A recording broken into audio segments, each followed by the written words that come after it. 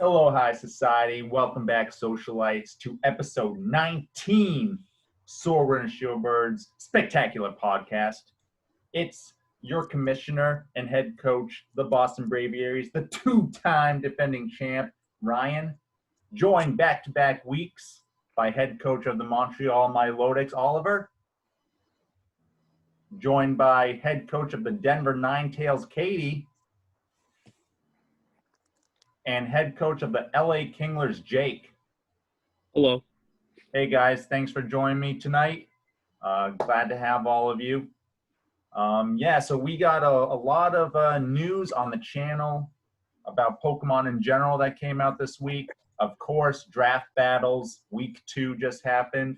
And we'll be going into week 3, which means free agency and trades can start happening this season. So we'll take a little bit of a look at the free agents that are still available in the pool. So we got an action-packed podcast for everybody today. Let's hop right into it. So first thing, a little bit of housekeeping that we're going to do. We got a new channel schedule for videos and all that fun stuff. I'm going to pull that up right here. So new weekly video schedule is going to be coming out. And basically, like, my goal for running the channel is to make sure that you guys are getting daily content, whether it's an hour-long podcast like this, a 20-minute battle video, or just something fun for like 5-10 minutes. I want to make sure that you guys have something to come back, being a subscriber, liking, commenting, doing all that. I want you to know that we're putting the effort in so that you guys are entertained. So here's the new weekly schedule. Monday, today's Monday, and you're watching it. Sordward Shielbert, spectacular podcast every Monday, every week. Tuesdays, we're going to be doing a brand new segment called Tier List Tuesday. If you guys have a fun idea that you'd like me to throw on a tier list, you can check that out. You can check out the first one tomorrow, where I'm going to take a look at all the available free agents for the draft and kind of re-tier them based on where I think, like, how well they would fit the teams that they currently have in the draft league right now. So I think that'll be interesting to look at, especially if we follow along with our draft battles. Wednesday, we'll be continuing the Theme, Dream, or Meme series every week. Remember that this month is October, so we have Scream or Meme, all horror and Halloween theme battles every Wednesday this month. Thursday, we got TCG Thursday, where we'll be cracking packs, looking at the trading card game.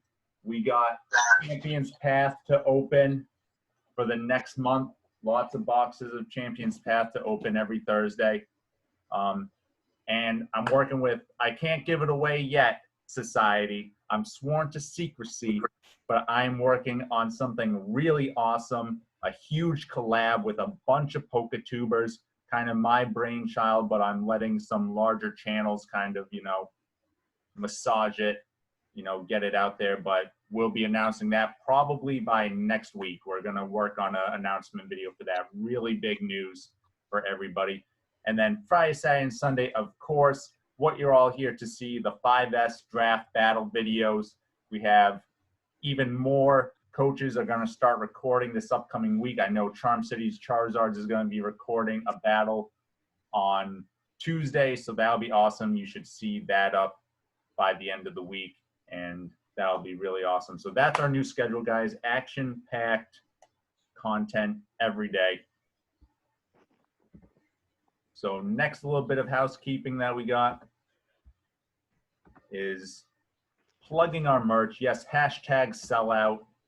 So for the whole month of October, and I'll link this down below for everybody, you will be able to use promo code SEASON3, all one word, numerical 3, to save 13% off any order. You see we got the face masks here for every team. Whatever your favorite team is, you got a face mask. You see right there, Boston Braviaries sweatshirt. I got mine. You see Katie's got her Denver Ninetales shirt. So whatever you guys want, you can save 13% through October with promo code SEASON3. That'll be a lot of fun there. All right, guys. So that's kind of the housekeeping part of it. Thanks for bearing with that at the beginning, you know, rip the Band-Aid off sort of thing. Let's jump into some Pokemon news. So, Jake, you didn't get to watch this. Katie, I don't think watched it either. But Oliver, we had the Crown Tundra announcement trailer. Well, not really announcement, I guess, because we've known about it for a while, but release trailer. And they told us October 22nd, so only a couple weeks away, we'll be getting Crown Tundra. Are you guys excited for that? Yeah. Yeah, there you go. Yeah, we're excited for that. You know, interesting to have it pop up in the middle of a season, but it gives you a reason to play the game and, you know, train more of your draft team and everything while you're playing. So we're going to take a look at the trailer for that and just kind of give our live reactions. So we got Winden, this is all stuff we've already seen before, right? You know, they're just kind of hyping it up there. Leon, Isle of Armor, we've all been to. Mustard, the new rivals, Cubfu and Urshifu, new Pokemon to fight in dens. But this is what we're all here for. We're all here for the Crown Tundra. Got new legendaries. All the legendaries are coming back. You saw there Galarian Slow King, who, Oliver, what do you think of Galarian Slow King's design? It's neat. Oh no. Can we talk about the birds actually? Yeah. I was really hoping for the Galar versions of the legendary birds, they would drop like the flying Spanish and call it like Arctic 1, Molt 3, Zap 2, because they're in England. Yeah. Yes. Or some other language. I don't know. Yeah, I hear what you're saying. Kind of do a play on that. But that would confuse people for sure. So I'm really excited for this. Some more post-game content. Galarian Star League bringing doubles being the official format, competitive format for Nintendo. They don't really showcase it much in the game, so I think this is kind of cool. And I guess you'll get to see different size and personalities of the different gym leaders and trainers that you pair together. So it could be interesting to see that. My favorite Pokemon is coming back, Crobat. That is going to be awesome. Of course, all the legendaries. Zoom and YouTube can't handle the lag. Yeah. I don't know if they're like jumping the shark here, just releasing all the legendaries all in one DLC, because what do you think, Jake? Do you think Crown Tundra is going to be the last DLC we get, or do you think there will be some more for next year? I think they're going to continue it. I think they might try and do like a month-by-month thing. That'd be kind of cool. Like with the I could see something coming out in like the spring and then again like next fall before like whatever the next like games are that come out probably towards the end of next year. But, yeah. I think we're due for at least one more expansion. I think just to round out the rest of the Pokedex in the game. But speaking of rounding out the Pokedex, again, I said Crobat, my favorite Pokemon's coming back, so that's one that I'm really hyped for. Of course, all the legendaries I'm really hyped for. Katie, any Pokemon in particular that you saw in the trailer or that you know about that are coming back that you're excited to see in the game?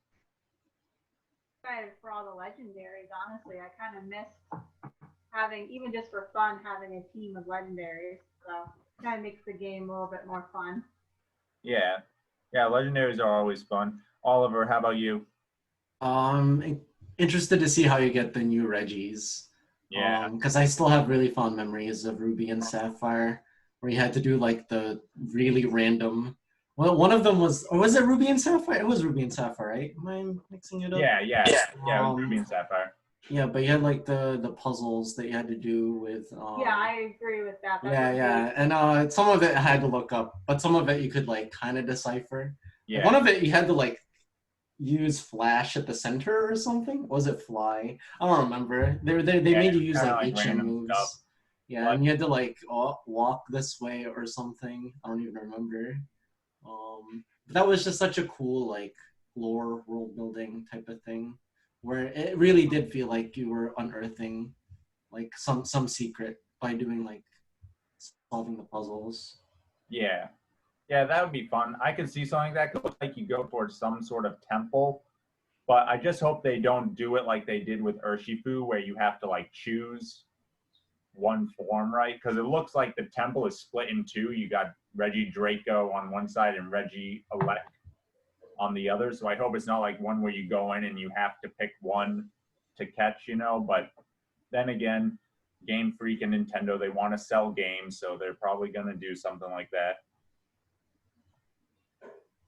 Jake, how about you? Is there a Pokemon returning or a series of Pokemon that you're excited for in the next expansion, Crown Tundra? So is it going to be like the full legendaries, like all of them back? Yeah, they confirmed every legendary and mythical from the previous games are going to come back in this one. And Celebi. I like Celebi's design. Yeah, Celebi you can already get in the game if you had one. Oh, I haven't. Nope. Pick again.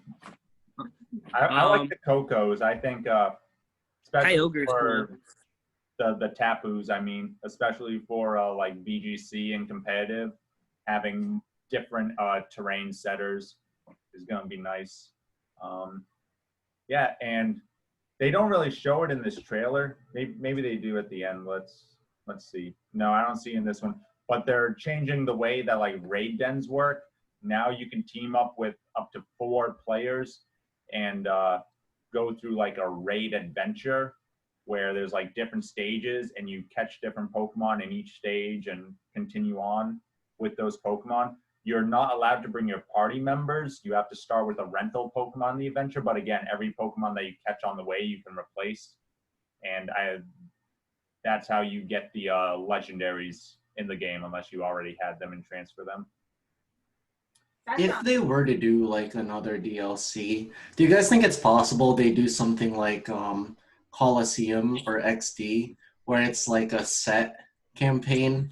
Because it would be sick to play as Leon when he was younger, when he went on his like undefeated streak. That could be something, right? Like, I don't know how they would do that now, because I don't think they want to go back to like the stadium formula. Sure.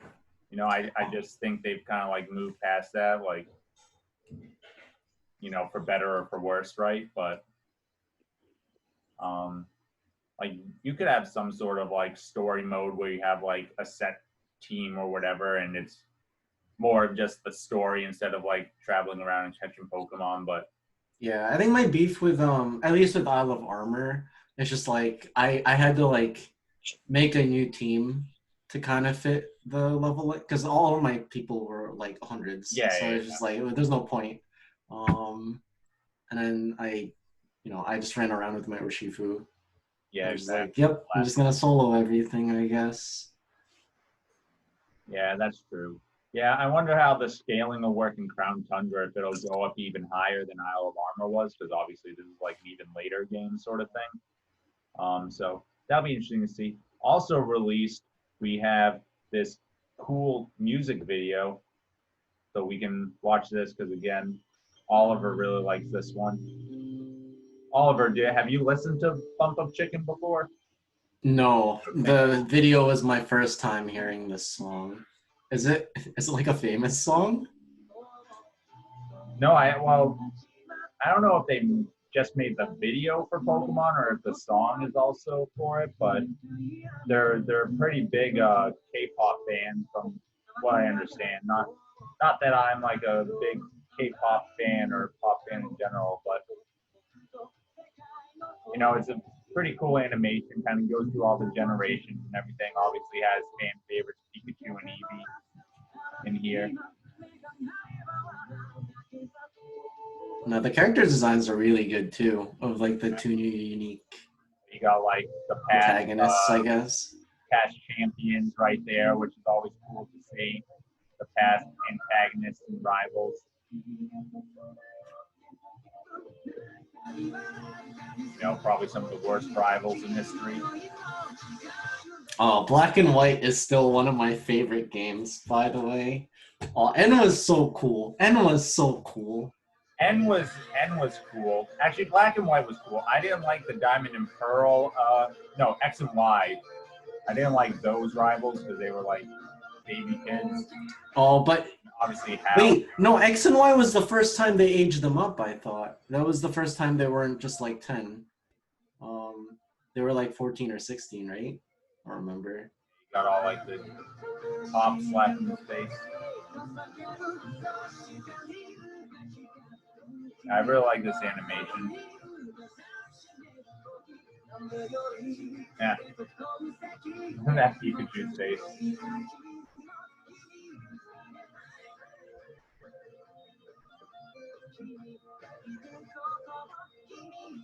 All the professors, all the starters.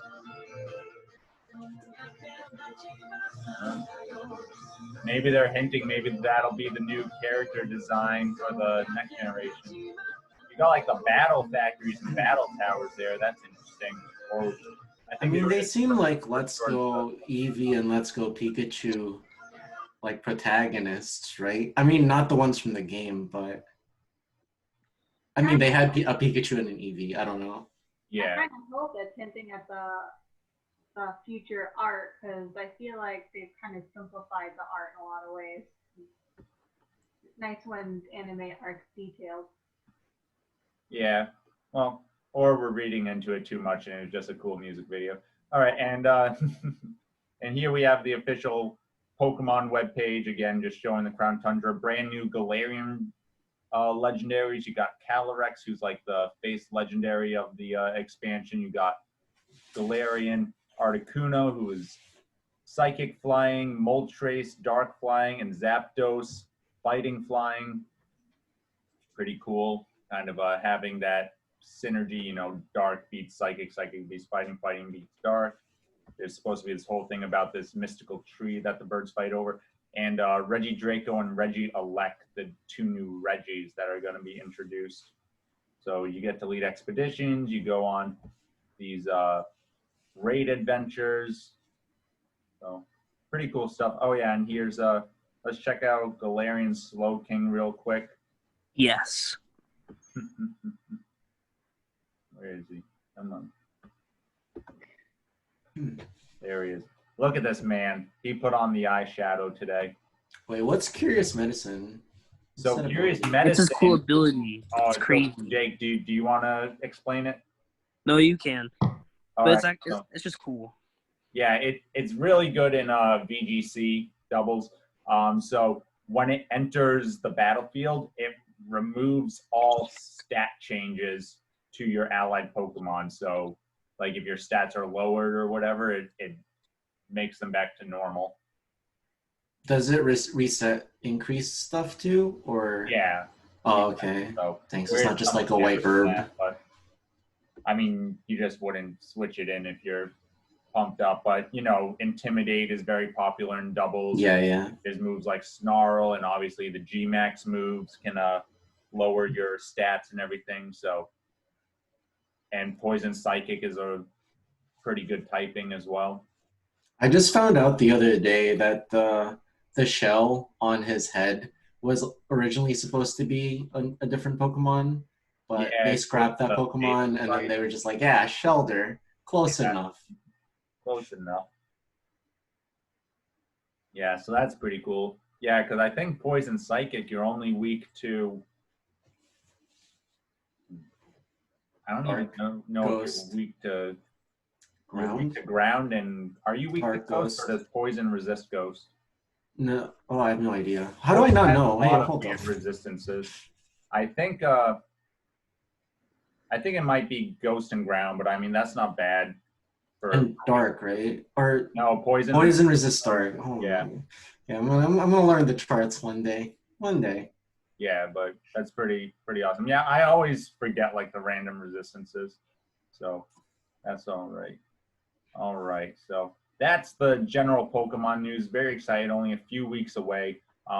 Probably stream some stuff about that, make some videos for the channel. So let's get into society, draft battle business. So for those who missed it, we had Boston Braviaries taking on, who the heck did I play again? I don't even remember now. Oh yeah, the Worcester Delibirds. Sorry, Juan, Worcester Delibirds. So that'll be up there. You can check that out. And Katie and the Denver Ninetales, you had an amazing game. I don't know if you want to talk about anything about that. Just that I was impressed with Tuscaloosa. I feel like they read every single move that I had. I'm actually surprised I won. Yeah. So, I was like, there's no way I'm going to get this. You know, I don't know how I did it. Yeah, probably the best match, at least recorded match of the season. I mean, I can't speak for unrecorded matches as I'm not watching everything going on, but best recorded match we've had. So you can check that out up there as well. So Jake and Oliver, we didn't get to watch your matches, so I'm just going to give you guys a couple minutes to talk about it. Unfortunately, neither of you were able to eke out the win this week. But Jake, why don't you go first? Tell me about your match, just any cool highlights from it. You know, what Pokemon on your team performed well, what performed well on Reno's team. You played against the Reno Weezings, and just the overall outcome. Well, it's freaking Corsola. That thing's crazy. That was terrifying. Every time I got close to killing it, he would just re-heal it, and it was just annoying. Yeah, that was quite a wall. It looked like for you to get through. Took a lot of your energy out. Yep, and I was stuck with a freaking dark type. I had freaking Sableye against this G-Max. I forget what it was. Alcremie. Yeah. Yeah, so it was a very close game. You guys were both down to one Pokemon, but then he had his... He out-types me there. Yeah. A G-Max with a super effective attack against your Sableye, which didn't really have any attacking moves. Nope. You guys actually went to time. Did you want to say anything about that, or...? Well, I knew I was going to lose because I just kept recovering very slowly. And he just kept hitting with the fairy attack, and then it timed out right before the last one hit. But I would have lost. Yeah, I think, like you said, he could have kept stalling, but he was doing slightly more than you were healing back, right? So it would have been pretty tough. Especially, like I said, your only move, I think, on your Sableye is knockoff, if that's right, like attacking move. So it would have been hard to, like, chip through that. Yep. Yeah, but close game.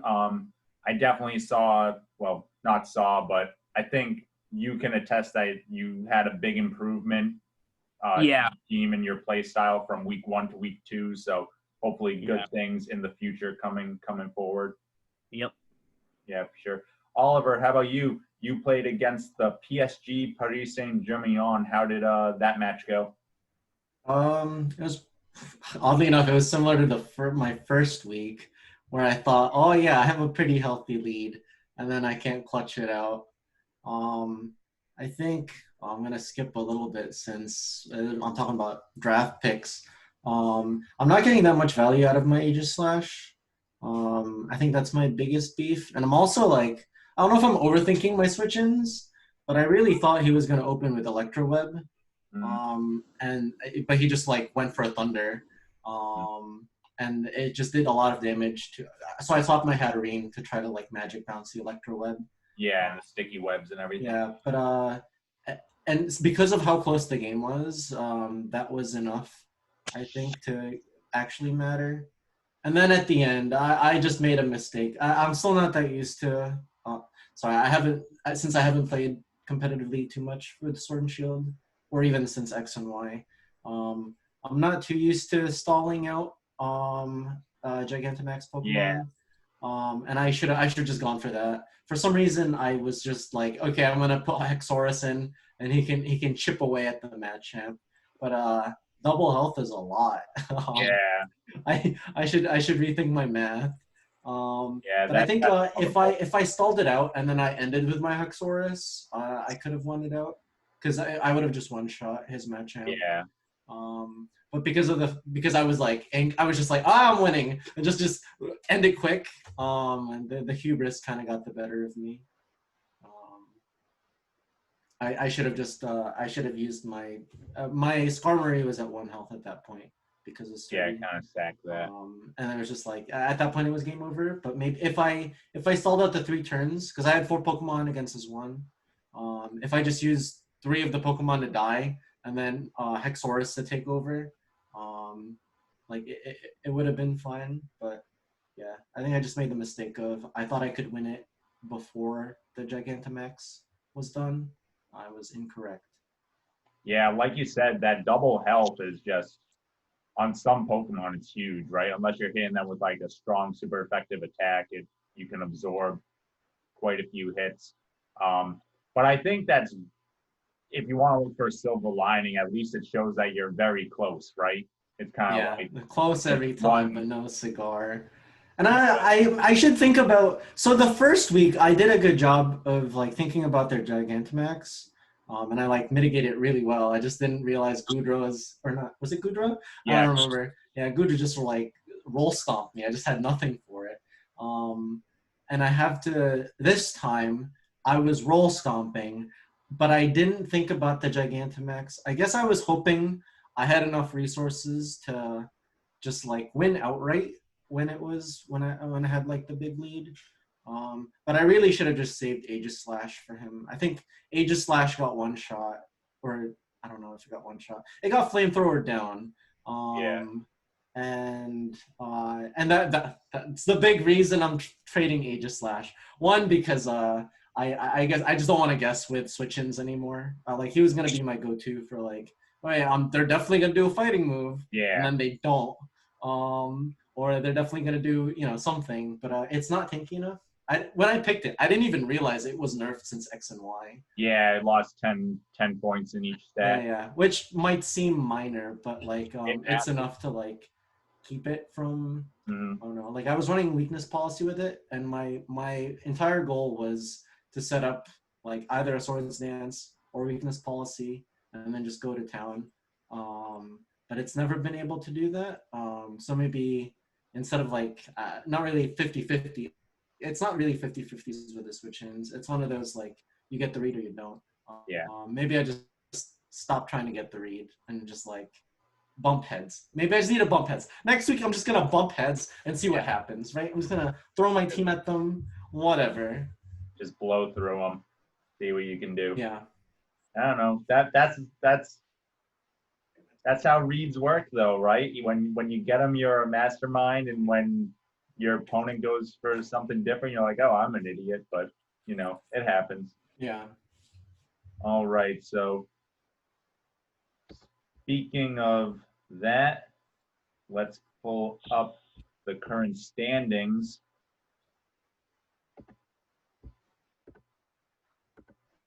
After week 2 here. Gotta move this thing around so that I can actually see what I'm looking at. All right, so current standings after week 2, we got your Boston Braviaries 2-0 with a 9-point differential. We got a tie for second place. Denver Ninetales right there, along with the Minnesota Needle Kings 2-0 with 7 points.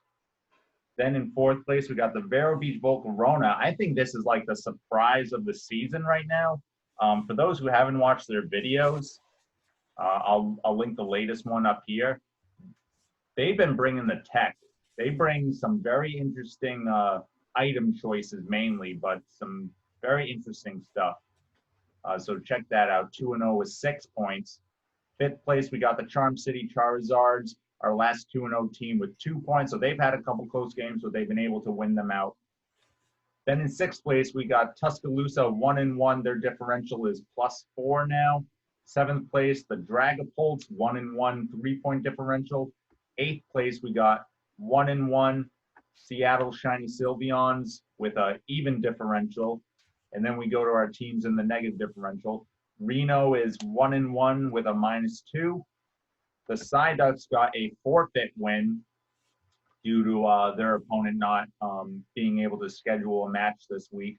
So they're 1-1 with a -3 differential. PSG picked up their win to Oliver's chagrin, 1-1 with a -5 differential. There's Oliver, though. Oliver, you're at least the best of the winless teams. Oh, hell yeah. 12th place, 0-2 with a -2 differential. Both of your games One Pokemon. So Yeah. they're close. That Machamp had like 15% HP too. Yeah. So sad. One more burn. Yeah, if you Would've get one died. decent win with like 3 or 4 Pokemon left, you shoot right up. You know what I mean? Like you're at least at a good differential for your record. Well, the best you can be for your record. Next, we got the Worcester Delibirds 0-2 -5. Tie for 14th place, Jake and the LA Kinglers, along with Sin City Squirtles, 0-2 with a -6 differential. And then the last place, Slateport City Sableyes, 0-2 with a -9 differential. So we'll be looking for Yvonne and Slateport to turn it around as we head into the free agency part of the season, which is very exciting. And that is a wonderful transition to take a look at our free agents here. So we have the available free agents for week 3. We're recording this Monday night, so some of these have already been picked up or dropped off. Oliver, I'll let you kind of allude to that when we get to your pick for that. So remaining in the GMAX Plus tier, well, I won't go through all these, but we'll kind of go through some of the key ones. I'm surprised GMAX Lapras is still available. I think that for some people, this is a very good GMAX Plus pick. I think it's like a top tier plus pick. Jake, what do you think of GMAX Lapras being available? I was actually wondering, like, so do I have to trade my GMAX for one of these ones, or can it be another Pokemon? No, it's got to be your GMAX. Yeah, you got to trade tier for tier. Yeah. I'm interested in it. If no one's taking it, to be honest. Yeah, it's still available right now. I mean, think about it, but yeah. I mean that's getting up Aurora Veil. Or I gotta get that Kingler. Gotta keep with the team. GMAX Kingler, there you go. I recommend Lapras over Kingler, but yeah. Going down though into the GMAX tier, I think there's still some good ones in the minus. Getting the added bulk on Hatterene is really good.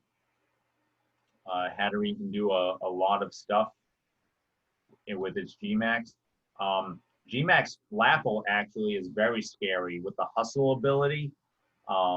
If you have Hustle Life Orb, GMAX Flapple, it actually doesn't get the accuracy nerf when it's in its GMAX form, so you are just hitting like a truck for 3 turns. So as long as you're not afraid of like a strong ice type one-shotting you, GMAX Flapple is a very decent, minus pick.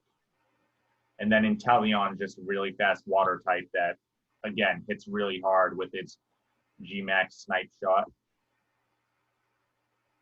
Going to S tier, Oliver, I'll let you talk about S tier picks since you were talking about your Aegislash. Oh, sure, yeah. I guess I was just looking for just bump heads Pokemon, and I was between Kyurem and Urshifu. I settled with Urshifu just because I figured I was pretty bad against fire types already. Yeah, you had a lot of weakness against fire with your GMAX and a couple of the other Pokemon. And yeah, another water type. Urshifu Rapid Strike has a very good move pool. Obviously, it has its Surging Strike attacks, which hits multiple times and always crits on each, which is very good. Breaking Focus Sashes, taking down Pokemon that can even resist it or that boost up their defenses. It gets Aqua Jet for priority, which is very good. Close Combat, of course, as its fighting type attack of choice. And it also gets Flip Turn, which is the water U-turn, which is very good. So you have quite a few options to go with that. Yeah. I really like it. It's a very, very good choice. The one I'm thinking that somebody has to pick up this week is Cinderace. Because let's not forget that Libero regular Cinderace is legal in our league. With GMAX, you can't have Libero, but regular you can. And Libero Cinderace is very very good. Yeah, So, core change is so good. Core change is so good. yeah, core change can work, but I'm thinking just like a choice band set, like Iron Head, Oh, Spiral sure. Ball, Sucker Punch, and like High Jump Kick, and you just nuke things like choice band, stab on whatever you want, good coverage, priority with Sucker Punch. You can just cleave through teams late with a well-played Cinderace. So I'm expecting Cinderace not to stay on the free agency list long. Going down to A tier. I mean, obviously it's an A tier, so it's all generally good. Katie, do you see any Pokemon on the A tier list that you think would be good fits on some teams or are just overall strong? I mean, like you said, they're all overall strong. I mean, I think Sylveon is an awesome Pokemon. And I'm kind of surprised that wasn't snagged up, but I'm partial. That's my favorite. So. It's still the best EV shiny. Suck it, Umbreon. There, I said it. Wow, that's harsh. I love all shiny. I used to run Blissey with minimized soft boil and agility and hyper beam. You could again. You could do it again. Pick it It up. was fun. The meme dream. Yes. You can't hit me. The problem is that minimizes a lot worse against G-Maxes. Because again, Really? yeah, because they ignore accuracy checks. Like their moves. Oh, yeah. They just auto hit. Yeah. So if you go up against a physical G-Max, it doesn't really matter. I gotta start eating my own eggs. Soft boil. I think that there are some teams, like maybe they're a move or two away from this, but Kingdra is a good one if you're looking for a range setup. Azumarill is pretty good. You can get Belly Drum. Belly Drum. Yeah. Aqua Jet. Everything. Jet, yep. Rhyperior is really good. Solid Rock. Cuts its super effective attacks against it, makes them weaker. So it's a good Pokemon to pivot. Super strong, super defensive. If you didn't watch my battle, I used Rhydon in it, and Rhydon took a lot of hits before it eventually went down. So very cool. And then you have probably the best speed passer in the current generation with Scolipede, being able to speed boost and then baton pass. So if people are interested in speed passing, that's always a good one. B tier is kind of a short list in the B tiers. Again, I think there are a couple teams that might want a weather setter, so Politoed is still available. If you're looking for speed, Inteleon right now is one of the faster ones, and you also have speed boost with Sharpedo. So you can do speed boost, protect, psychic fang, crunch, and liquidation with Sharpedo, which is really good. Some defensive pivots with Tangrowth. In there, you got a terrain setter with Indeedee. So there's some good options here. Prankster support with Klefki. And then C tier, we just have a mess of stuff. Jake, anything in the C tier that catches your eye? The Cofagrigus or the Scraggy. Scraggy not is Scraggy. pretty good. Scraggy, you can get Intimidate or Moxie. So depending if you want to be more of a support with Intimidate or use it as a late game sweeper with Moxie and Sucker Punch. Sucker Punch, Drain Punch, keep it healthy. So that's pretty good. I actually, my free agent pick for this week is I dropped Rotom and picked up Slowking. So kind of a special defensive pivot. Slack off, Psychic, Scald. You know, be able to use that Regenerator as an ability. So pretty good there. You got a couple, like, these are more like niche things, right? You need like certain things. Like you could do Belly Drum, Extreme Speed, Linoon, right? Like, I guess. Is that Corsola good? Like up for grabs? Corsola is, but I wouldn't call it good by any stretch. It's not Galarian Corsola. Oh, Yeah, it's not as good. Yeah, it doesn't have the typing. Or Yo, I almost picked Shedinja during the initial draft, by the way. I mean, right? If you can keep rocks out of the way, like hazards, Ninja's not bad, right? again, like C tier, you're looking at more situational picks. You're not looking at great power. But the meme dream, you focus sash on it. Does focus sash work with it? Yep, focus sash works. Yeah, it basically has 2 health. Yep. You doubled its HP. You didn't even have to Dynamax it. So, yeah, I think another interesting one is like Magneton with Magnet Pull. That could be more one that like you pick up if you want to take down like a Skarmory or a Corviknight in a certain game, and you just pick it up for like that week. But yeah, so there's some stuff. Again, check out the Tier List Tuesday video where I'm going to go a little bit more in depth and talk about each of these. That'll probably be 20-minute or so video. We can check it out, and I'll go a little bit more in depth here. So yeah, that's basically all that's going on in the society. Again, new channel schedule. We got some stuff behind the scenes that we're working with other channels.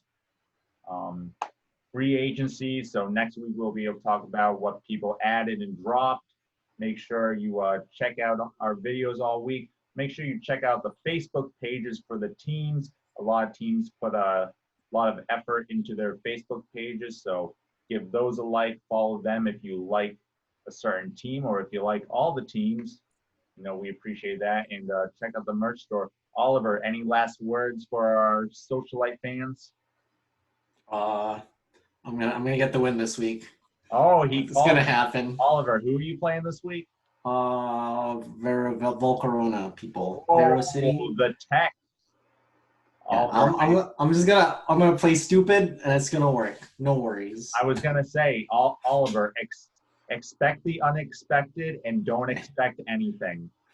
Okay. All right, because he brings some crazy stuff, and he told me he's doing that on purpose because he never played Pokemon before this generation. So he's like, I'm just bringing goofy things that no sane person would understand. No, I dig it. That's why you can never predict.